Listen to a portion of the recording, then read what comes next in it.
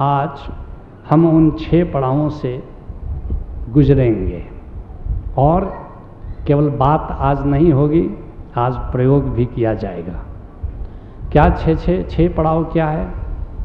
पहला है साक्षी, दूसरा है दृष्टा, तीसरा है ध्यान, चौथा है तथाता, पांचवा है सुमिरन और छठा है समाधि। और आज बिल्कुल एक तरह से ज़मीन पर बात करेंगे। दरिया साहब से किसी ने पूछा हम भवजल कैसे पार करें, हम अपने देश कैसे लौटें जहाँ से हम आए हैं। वो ये 6 पड़ाव की बात दरिया साहब राजस्थान के संत हुए, बड़े प्यारे संत हुए। क्या कहते हैं? तज विकार, अहंकार छोड़ दो, अहंकार एकमात्र विकार है। हम आज देखेंगे कि साक्षी में हम अहंकार कैसे छोड़ सकते हैं। पहला पड़ाव साक्षी की बात, तज विकार। दूसरा आकार तज। अब आकार को विदा करो, मन भी आकार है, विचार भी आकार है, ये दृष्टा की बात हो रही है। और निराकार को ध्याए। और तीसरा, हम अपने भीतर जो निराकार है वहाँ जाना है। एक उपमा से समझो बात बड़ी सरल होती है संतों की, थोड़ा विद्वान और पंडित उसको बहुत उलझा देते हैं। ऐसा समझो एक समंदर हो तुम, सागर हो तुम, तो सागर में क्या होता है? लहरें होती हैं, लहरों के बाहर का भी आकाश होता है, फिर लहरें होती हैं, फिर लहरों के भीतर एक जगह होती है जहाँ लहरें शांत हो जाती हैं, फिर उसके और गहरे शांत जल चलता है, फिर गहराई में जाकर 1 किलोमीटर, 2 किलोमीटर, 4 किलोमीटर, 5 किलोमीटर, प्रशांत महासागर की गहराई 5 किलोमीटर है। वहाँ जा कर के वहाँ तक, जैसे ऊपर लहरें कितनी होंगी? 30 फीट, 40 फीट, 50 फीट। फिर शांत जल शुरू होता है, और शांत जल 1 किलोमीटर, 2 किलोमीटर, 3 किलोमीटर, 5 किलोमीटर तक। फिर वह भी समाप्त हो जाता है, फिर सागर की तलहटी आ जाती है। और परमात्मा, हमारा देश कहाँ है? उस तलहटी में है, वहाँ हमें जाना है जहाँ गोविंद है। आधार मानुष, जिसको बाउल्स कहते हैं, कि आधार मानुष, वो हमारा देश है जहाँ हमें जाना है। हम सागर की तलहटी से आए हैं, जाना हमें वहाँ है। तो उसी की ओर इशारा दरिया साहब कहते हैं। कैसे जाओगे वहाँ? तज विकार, अहंकार छोड़ना होगा। कैसे? साक्षी से। तज विकार, आकार तज। अब आकार से मुक्त होना होगा, विचार से मुक्त होगा। कैसे? दृष्टा होकर। फिर निराकार को ध्याय। अब नो मैंस लैंड में चले जाओ, जहाँ साकार, आकार और जैसे लहरें और शांत के बीच में वो ध्यान का जगत है। तो तीसरा पड़ाव ध्यान का आ जाएगा। और फिर निराकार में बैठ कर, अब यहाँ पर तथाता आ गया, सब्जेक्टिव अवेयरनेस आ गया कि उस निराकार जो 2-4-5 किलोमीटर का जोन है, वो जो शून्य का जोन है, उस जोन में अब तुमको जाना है। जिसके लिए दरिया साहब ने ही कहीं कहा है कि गिरह हमारा शून्य में। संतों का घर कहाँ होता है? वो जो भीतर का आकाश है, भीतर का निराकार है, भीतर का जो शून्य है, भीतर की जो अंतर गुफा है, वहाँ संतों का घर होता है। और वहाँ तक जब तो पहुँच गए तो निराकार में बैठकर निराधार लौ लाए। वह जो निराधार, वह जो गोविंद है, जहाँ तलहटी है, अब उसको जरा देखोगे, उसको जरा अनुभव करोगे। संतों की भाषा में इसी को सुमिरन कहते हैं। और फिर उसके भी नीचे जहाँ तलहटी है, उस तलहटी के भीतर अब जा कर के बैठ जाओ। इसको संतों की भाषा में समाधि कहते हैं। बस ये तो यही जीवित मरना है। कैसे लहरों के भीतर नो मैंस लैंड के भीतर कैसे शांत जल तथाता, कैसे उसके भीतर जो तलहटी हमारा बेस है, और कैसे उस बेस में जा कर के हम समाधिस्थ हो जाएं। तो एक एक कदम को आओ समझते, इसलिए 6 कदम हुआ। पहला साक्षी, दूसरा दृष्टा, तीसरा तथाता, इसके पहले ध्यान, फिर तथाता, फिर सुमिरन, फिर समाधि। ऐसे जीवित मरना होता है, और जीवित मरने की प्रक्रिया में ही तुम बहुजल पार कर जाते हो।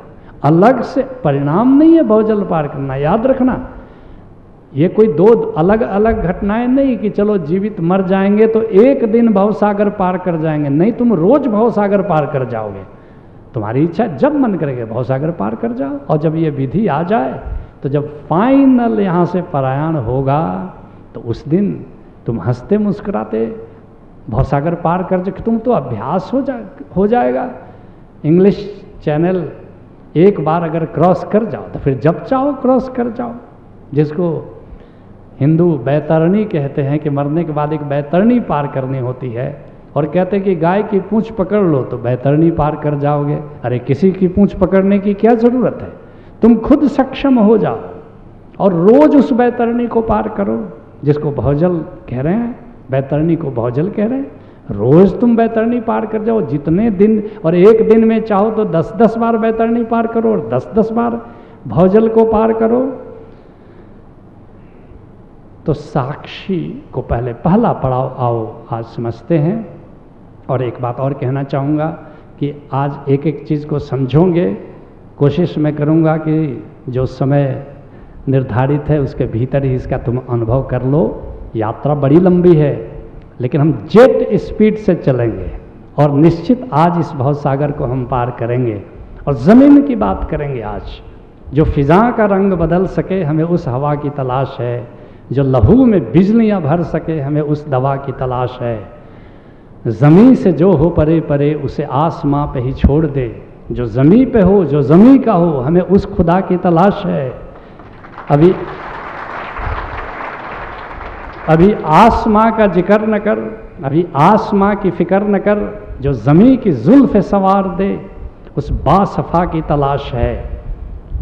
तो आज बिल्कुल ज़मीन की बात करेंगे, बिल्कुल प्रायोगिक ढंग से चलेंगे। तो पहला कदम समझो, साक्षी। साक्षी का अर्थ है outer awareness plus inner awareness. बाहर भी जागना और भीतर भी जागना। जागना है। कैसे जागोगे? तुम कहोगे जागे तो हम रहते हैं। संत नहीं मानते कि हम जागे हुए जीते हैं, हम सोते हुए जीते हैं, हम जागे हुए नहीं जीते। दरिया सोता सकल जग। दरिया साहब सुनो क्या कहते हैं, सारा संसार सोया हुआ है, कोई जागता ही नहीं। संत तो ढिंढोरा पीटते रहते हैं लेकिन कोई संतों की सुनता नहीं। अभी गिरधकूट पर्वत पर गए थे गौतम बुद्ध के यहाँ, हम अपनी सारी संगत के साथ। गौतम बुद्ध का एक वचन लिखा हुआ था, पढ़ करके बड़ा दुख हुआ। गौतम बुद्ध कहते हैं कि यह जानते हुए भी कि कोई मुझे सुनता नहीं, लोग सोए हुए हैं, अपनी वासनाओं और तृष्णाओं में उलझे हुए हैं, लेकिन प्रतिदिन यहाँ मैं प्रवचन देता हूँ और लोगों को जगाने की कोशिश करता हूँ, लेकिन कोई जागता नहीं। उसी बात को कहते हैं दरिया साहब, दरिया सोता सकल जग, जागत नहीं कोई। पलटू साहब तो और भी एक कदम आगे चले गए, कहते हैं कि जहाँ है पाखंड वहाँ सब धावता है। जहाँ भी पाखंड है सब, सारी दुनिया जा रही है, कर्मकांड में जा रही, यज्ञ में जा रही है, मनोकामना पूरी कराने के लिए जा रही। एक संत को मैं सुन रहा था, तथाकथित संत को, कह रहे थे कि सूरत का एक सेठ आया, उसको कोई बेटा नहीं हो रहा था, मैंने आशीर्वाद दे दिया, अब सेठानी झूला झूला रही है। अब ये संत का काम है किसी को बेटा देना, किसी को बेटी देना, ये अंट संत का काम है, किसी संत का काम तो नहीं हो सकता। लेकिन ऐसी जगह पर बड़ी भीड़ है। कहते हैं पलटू साहब, जहाँ है पाखंड वहाँ सब जावता है, वहाँ सब धावता है। अरे हाँ रे पलटू, संत के पास कोई नहीं आवता है। अजीब बात है, संतों के पास कोई आते नहीं। आप इतने लोग यहाँ आए हो, बड़े प्रज्ञावान लोग हो, मैं तो सोच के आया था 5-10 लोग होंगे, यहाँ तो गजब बात है, इतने लोग संत के पास आ गए, तो बड़ी प्रतिभा, बड़े प्रज्ञावान होशियारपुर के लोग होशियार हैं, वास्तव में होशियार हैं। दरिया सोता सकल जग, जागत नाही कोय, और जागे में फिर जागना, जागत कहिए सोए। जागे में जो जागता है, कैसे जागते हो? व्यवहारिक तुमको कला बता रहे हैं कैसे जागते हो। जब तुम देखते हो किसी को तो क्या देखते हो? तुम आकार को देखते हो, तुम आकाश को नहीं देखते। तुम लोगों की आकृति देखते हो, लोगों का चेहरा देखते हो, खंबे को देखते हो तो खंबे को देखते हो, लेकिन खंबे के चारों तरफ का आकाश है वो तुम नहीं देखते हो। लोग यहाँ बैठे हुए हैं, तुम केवल लोगों का आकार देख रहे हो, लेकिन ये लोग हैं कहाँ? जिस आकाश में है उस आकाश को तो तुम देखते ही नहीं। अब मछली समंदर में चल रही है, तुम केवल मछली को एक्वेरियम देखते हो, मछलियाँ तैरती हैं, तुम क्या देखते हो? मछली को देखते हो, उस जल को नहीं देखते हो जिसमें वो मछली तैरती है। तुम पंछी को देखते हो, क्या देखते हो? पंछी को देखते हो, लेकिन पंछी जिस आकाश में उड़ता है उसको नहीं देखते हो। तुम सूरज को देखते हो उगते हुए तो सूरज को देखते हो, लेकिन सूरज जिस आकाश में उग रहा है उस आकाश को कहाँ देखते हो? ऐसे ही जब किसी मनुष्य को देखो तो उसके चारों तरफ के आकाश को देखो। आकाश मुख्य है, आकार मुख्य नहीं है। और जैसे ही तुम आकाश को देखना शुरू करते हो, स्वयं को भी अनुभव करना शुरू कर देते हो। क्यों? क्योंकि उसी आकाश में तुम भी हो, जिस आकाश में सब हैं। और जैसे ही अपनी याद आ गई तुम जाग गए। जब तक अपने प्रति बेखबर हो तुम सोए हुए हो, और जैसे ही अपनी याद आ गई बस तुम जाग गए। जागे में फिर जागना, ये जो आत्मस्मरण है, ये जो सेल्फ रिमेम्बरिंग है, यही असली जागना है। इसलिए कभी जाते हो, तुम्हारे माँ बाप कहते हैं कि अपना ख्याल रखना। अब अंग्रेजी में इसका अनुवाद उलट पुलट हो गया, टेक केयर। अरे भाई, अपना केयर तो सब कोई लेता है, इसमें कहने की कौन सी बात है। लेकिन जो हिंदी में बात कही जा रही थी, भारत में जो बात कही जा रही थी, अपना ख्याल रखना मतलब अपना स्मरण रखना। काम की आपाधापी में हम सब कुछ याद रखते हैं, बस अपना स्मरण नहीं रखते, और हम सोए सोए मूर्छा में अपना काम करते हैं। और एक बात देखोगे, अगर विद्यार्थी अपना स्मरण करते हुए पढ़ना शुरू कर दे तो उसकी याददाश्त बहुत तेज हो जाएगी। अगर तुम अपना स्मरण करते हुए अपना कार्य करना शुरू कर दो, चाहे तुम डॉक्टर हो कि इंजीनियर हो कि दुकानदार हो, तुम्हारी कुशलता अचानक बढ़ जाएगी। साक्षी का अर्थ है पूरे परिवेश के प्रति और भीतर भी पूरा जागना। जैसे समंदर हो तुम, तो समंदर साक्षी होगा तो कैसे होगा? पूरा चांद, ये पूरा आकाश, इसके प्रति भी और अपने प्रति भी बोध से भरा रहेगा, आत्मस्मरण से भरा रहेगा। और जितने भी संतों को देखोगे, मुझे काफ़ी संतों के पास उठने बैठने का मौका मिला है, बड़े होश में रहते हैं। मैं तुमको एक उदाहरण सुनाऊं और तुमको बात समझ में आएगी। एक सूफी संत हैं, उनके पास उनसे मेरा प्रेम है, वे भी मुझे बहुत प्रेम करते हैं। वो बिल्कुल परमात्मा की बात चल रही है, समाधि की बात चल रही है, और जैसे भी कोई व्यक्ति आएगा तुरंत अपने आश्रम वालों को कहें, सुनो जी उसको चाय पिलाओ। उसी समय कोई खाना खा रहा है, तुरंत कहेंगे सुनो उसकी थाली में सब्जी कम हो गई है, उसको दो, उसको दाल दो। और फिर आत्मा और परमात्मा की चर्चा चल रही है। इतने होश में वो भरे रहते हैं कि क्या हो रहा है बाहर के आकाश में, इसका भी बोध है, क्या हो रहा है भीतर के आकाश में, इसका भी बोध है। तो शुरू कहाँ से करोगे? मैंने कहा कि आज जमीन की बात करेंगे, कल से, चाहे कल से क्यों, आज और अभी से क्यों नहीं, जरा देखो तो आकाश को भी देखना शुरू कर दो। जैसे ही आकाश का ख्याल आना शुरू हो जाए, तुम्हें अपना ख्याल स्वतः आ जाता है और तुम साक्षी हो जाते हो। कोई कठिन बात नहीं, बड़ा आसान बात है कि जब आकार को देखेंगे तो उसके चारों तरफ के आकाश को भी देखेंगे। तो पहला पड़ाव साक्षी का है। अब आओ दूसरा पड़ाव पर, दृष्टा पर चलते हैं कि दृष्टा क्या है। दृष्टा का अर्थ है जैसे सागर है अपनी लहरों को देख रहा है तो दृष्टा हो गया। हमारी लहरें क्या हैं? हमारी लहरें हैं हमारी उत्तेजनाएं, हमारी अशांति, हमारा दुख, हमारी पीड़ा, हमारा ताप, हमारा संताप, हमारे विचार, हमारी सांसें, ये सब हमारी लहरें हैं। जैसे इन लहरों के प्रति तुम जागना शुरू हो जाते हो बस तुम दृष्टा हो गए। जैसे तुमने किसी को देखा और देखते ही तुम्हारे भीतर आया कि अरे वाह क्या सुंदर रूप है, कितना सोना तुम्हें रब ने बनाया, जी करे देखता रहूं। लेकिन अब भीतर ये भी देखो कि मेरे भीतर ये भाव उठा, उसको भी देख लो तो तुम दृष्टा हो गए। आओ दृष्टा के एक प्रयोग में तुम्हें अभी उतारते हैं। आंखें बंद करो, क्लोज योर आइज। महर्षि पतंजलि की विधि से आओ दृष्टा को जानते हैं, क्योंकि ना ये ना आत्मा प्रवचने न लभ्य। प्रवचन से आत्मज्ञान नहीं होता, मांडुक्य उपनिषद कहता है। तो थोड़ा तुम्हें प्रयोग में उतारते हैं। अपनी सांसों पर ध्यान दो, फोकस ऑन योर ब्रीदिंग। सांसों को लंबी और गहरी करो। Let your breathing be long, deep and rhythmic. अब आती हुई सांस के साथ अपनी अशांति को देखो और जाती हुई सांस के साथ अपनी शांति को देखो। With incoming breath watch your irritations, with outgoing breath watch your silence.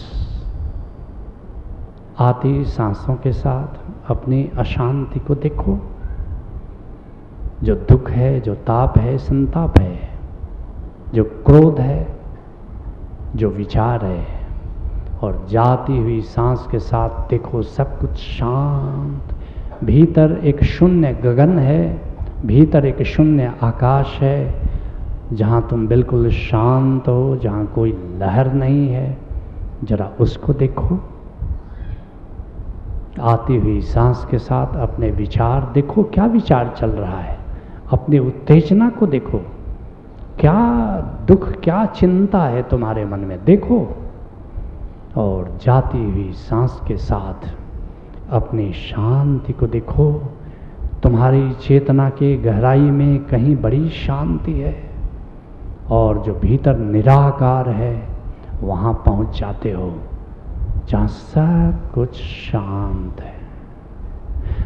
खूब गहरी लंबी कर दो सांस को, तो इसको बोध करना, अनुभव करना आसान होगा। खूब गहरी सांस लो। तुम्हारी उत्तेजनाएं, तुम्हारी अशांति सरफेस पर आ जाती हैं, उनको देखना बड़ा आसान हो जाता है। और खूब गहरी सांस छोड़ो।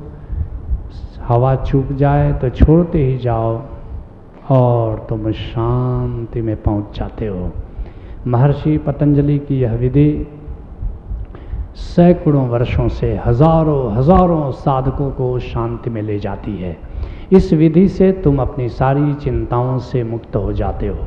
इस विधि से तुम अपने सारे शोक से मुक्त हो जाते हो। इस विधि से तुम अपने सारे तनावों से मुक्त हो जाते हो।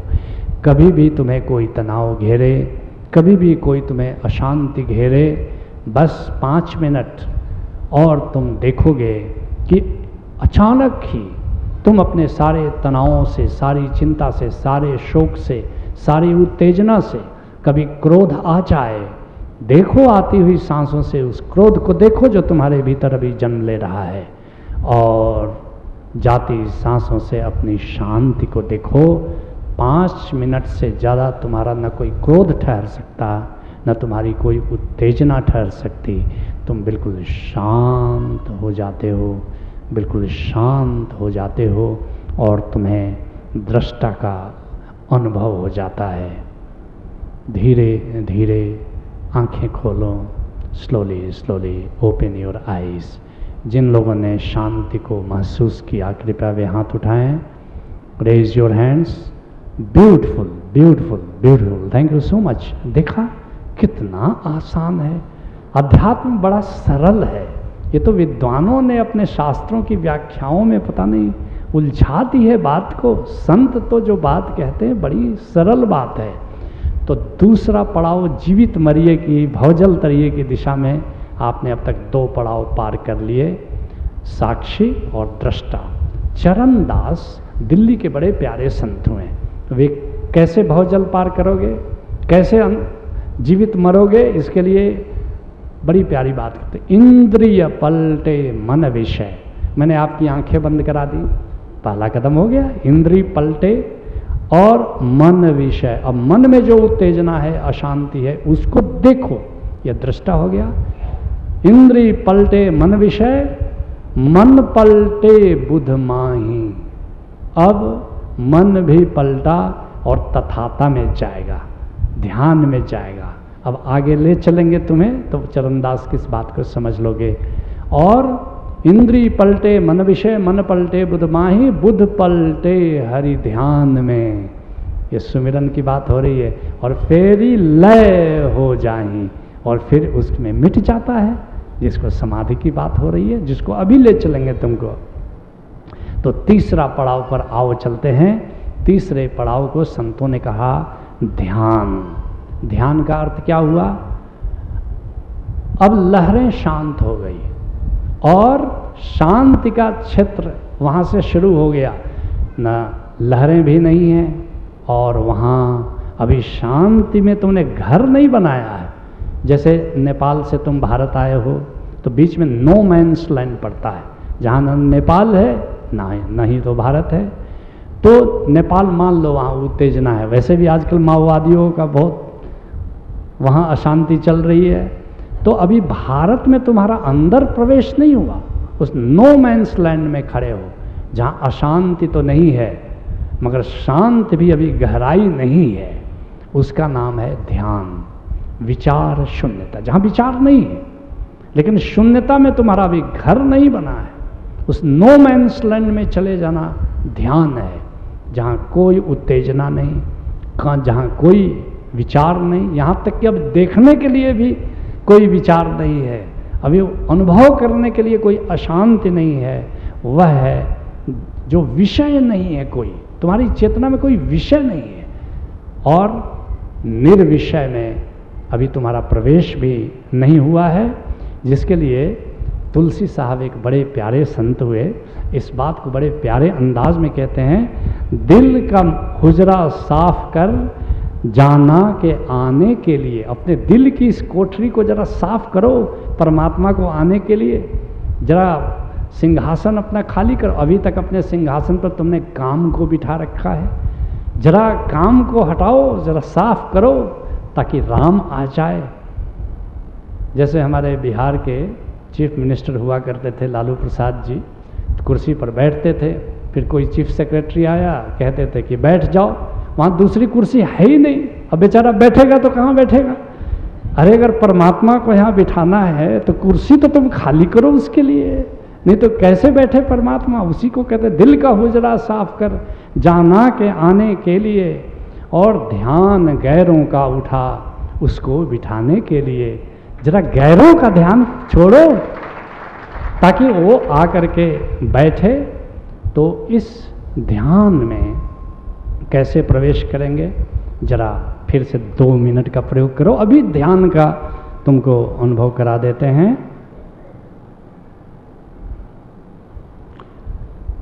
आंखें बंद कर लें, सांसों पर ध्यान दें। लंबी और गहरी सांस लें और सांस को रोक लें जब तक रोक सकें, और देखें क्या विचार है, क्या विषय है जो आपके चिंतन में चल रहा है। खूब लंबी और गहरी सांस लें जब तक रोकना संभव हो। अंतर कुंभक इसको कहते हैं। लंबी सांस लेकर के सांस रोक लेना, इसको अंतर कुंभक कहते हैं। इसमें सांस रोक लें और देखें भीतर क्या विचार है, क्या विषय है। और आश्चर्य, जिन विचारों के कारण आप इतना परेशान थे, अब ये विचार कहाँ गए, ये विषय कहाँ गए? विचारों से शून्य हो गए हैं आप, विषयों से शून्य हो गए हैं आप। देयर आर नो ऑब्जेक्ट्स, विषय शून्य हो गए हैं आप, विचार शून्य हो गए हैं आप पूजा करने जाते हैं, नाना प्रकार के विचार आपको घेर लेते हैं, लेकिन आज आप बुला रहे हैं, निमंत्रण दो कि आओ मेरे विचारों, आओ मेरे विषयों, आओ मेरी कामनाओं, आओ मेरी उत्तेजनाओं। लेकिन अभी आप जाग गए हैं, आपके पास कोई विषय नहीं आ सकता, कोई विकार नहीं आ सकता, कोई उत्तेजना नहीं आ सकती, कोई विचार नहीं आ सकता। खाली हो गया है आपका स्लेट, बिल्कुल खेत साफ हो गया है, आपके दिल का हुजरा बिल्कुल साफ हो गया है, वहाँ कुछ भी नहीं है। लंबी और गहरी सांस लेकर अंतर कुंभक में सांस रोककर आप देख रहे हैं कि क्या है मेरे विचार, क्या है मेरी योजनाएं, क्या है मेरी कामनाएं, क्या है मेरी तृष्णाएं, क्या है मेरी वासनाएं। लेकिन आज कोई नहीं आपके पास फटक रहा है, कोई नहीं आपको परेशान कर रहा है। धीरे धीरे आंखें खोलें, धीरे धीरे आंखें खोलें। देखा, चमत्कार देखा। जिन लोगों ने विचार शून्यता का अनुभव किया कृपया हाथ उठाएं। Just see great many people, thank you so much. कितना आसान है ध्यान, ध्यान ध्यान की इतनी बातें सुनते हो, इट्स सो इजी। नहीं तो पूजा करने जाते हो, कितने विचार, कितने विचार। तो तुमने यह पड़ाव भी पार कर लिया। अब आओ चौथे पड़ाव पर चलते हैं, जहाँ तथाता है। व्हाट इज तथाता? Subjective awareness. जैसे समुद्र की उपमा मैं दे रहा था कि आपने लहरों को पार किया, दृष्टा हो गए, लहरों और शांत जोन के बीच में चले गए तो वहाँ ध्यान हो गया। और अब तथाता का मतलब हुआ अपने भीतर का जो निराकार है, उस निराकार में अब आप घर बना रहे हो, उस निराकार में अब आप जा रहे हो। उस निराकार में जाने को संतों ने क्या कहा? ब्रह्म हमारी जात है, माता पिता है राम, गिरह हमारा शून्य में, अनहद में विश्राम। वह तथाता का मतलब है कि अपनी शांति में, अपने निराकार में अब हमने अपना घर बना लिया है, जहाँ लहरें दूर दूर तक, लहरें तो नहीं प्रवेश कर सकती। मैं स्वयं भी निराकार की गहराई में उतर आया हूँ, जिसके लिए हमारे घासीदास छत्तीसगढ़ के एक महान संत हुए, सतनामी संत हुए। कहते हैं शून्य गगन बिच बासा हो, शून्य गगन में मेरा वास है। शून्य गगन कहाँ पर है? वो भीतर जो निराकार जो गगन है, आकाश, अंतराकाश, उसी की ओर इशारा कर रहे हैं कि शून्य गगन विच वासा हो, निर्मल ज्ञान के प्रकाशा हो। वहाँ निर्मल है। निर्मल संतों का बड़ा प्यारा शब्द है। निर्मल का अर्थ निराकार। जहाँ संत कहे निर्मल, समझना कि भीतर के आकाश की बात कर रहा है। निर्मल ज्ञान के प्रकाशा हो, वहाँ निर्मल ज्ञान का प्रकाश है। तो आओ अभी तथाता का अनुभव करते हैं, क्योंकि ये कहने सुनने से बात समझ में नहीं आएगी। आज मौज आ गई है तो तुमको बिल्कुल मरने की क्रिया को पूरी कर देते हैं। चलो फिर से एक बार बैठ जाओ, दोनों आंखें बंद कर लो, क्लोज योर आइज। सांसों पर ध्यान दो। सांस आ रही है, जा रही है, सांस आ रही है, जा रही है।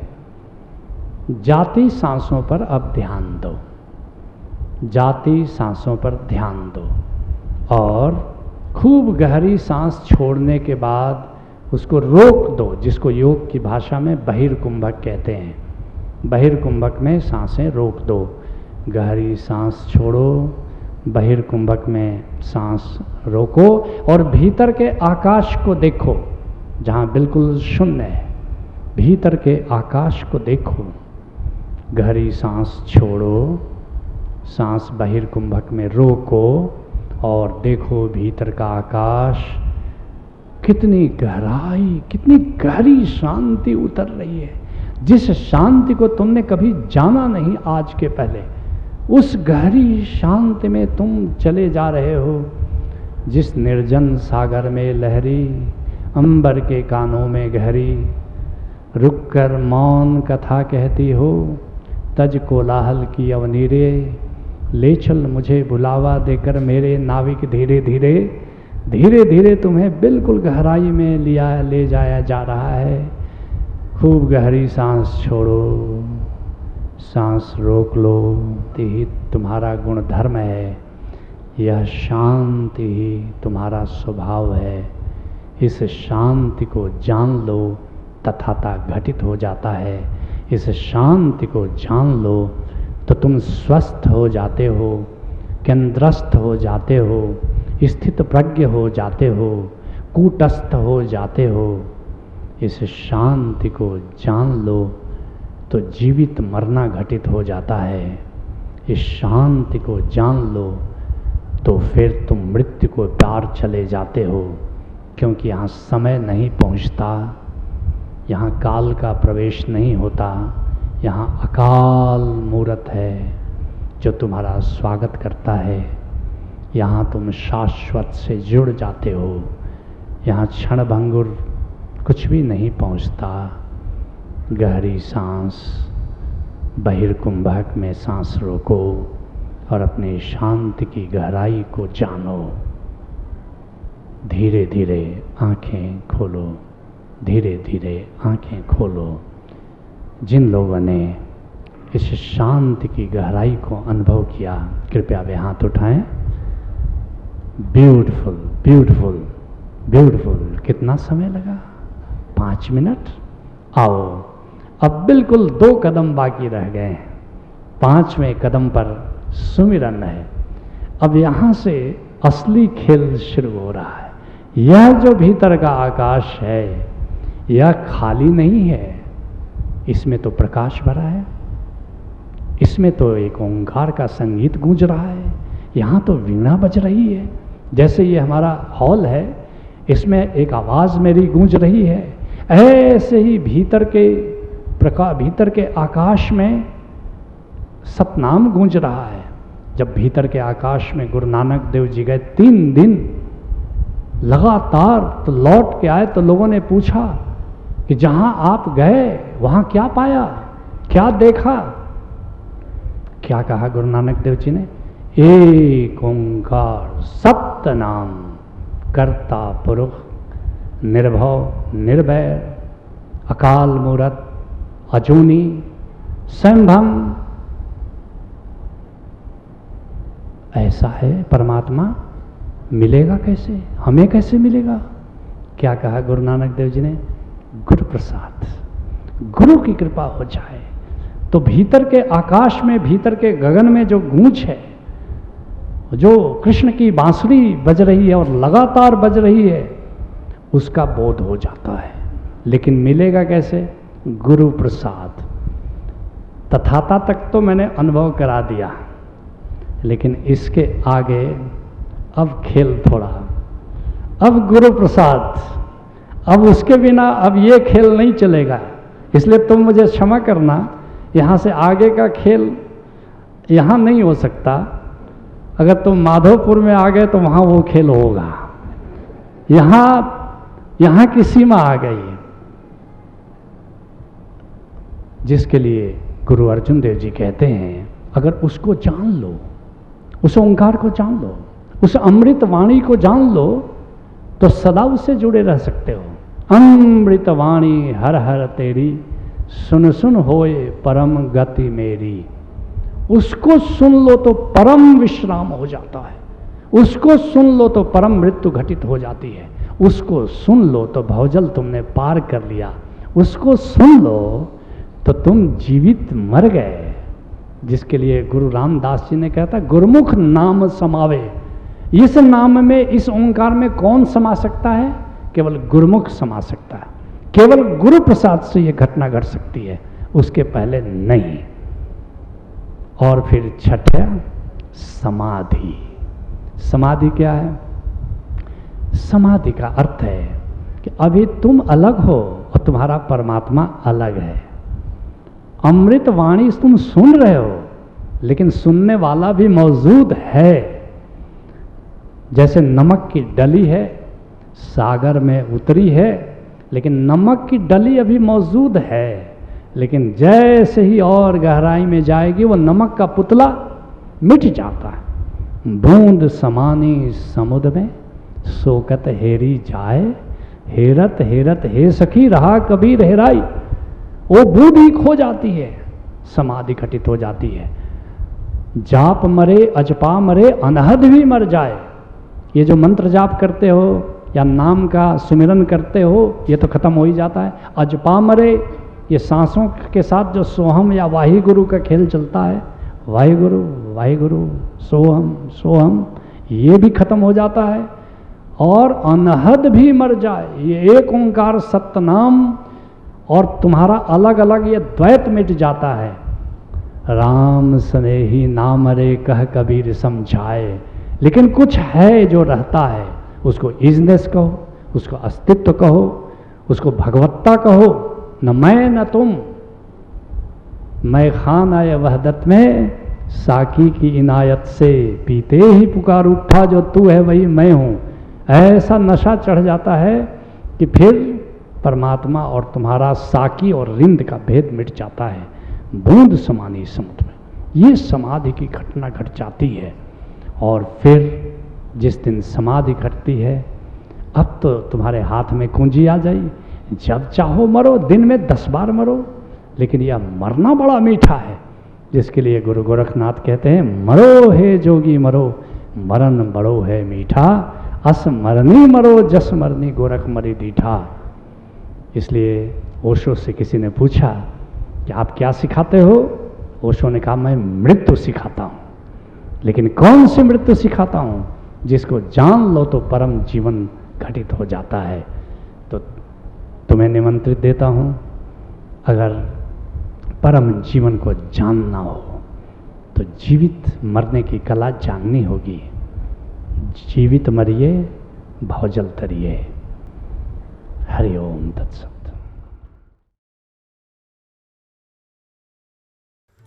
ओशो धारा के समाधि कार्यक्रम सहज योग पर 6 दिनों के 14 समाधि कार्यक्रम नाद, नूर एवं परमात्मा के अन्य विविध आयामों द्वारा 84 दिनों में 84 लाख योनियों से मुक्ति।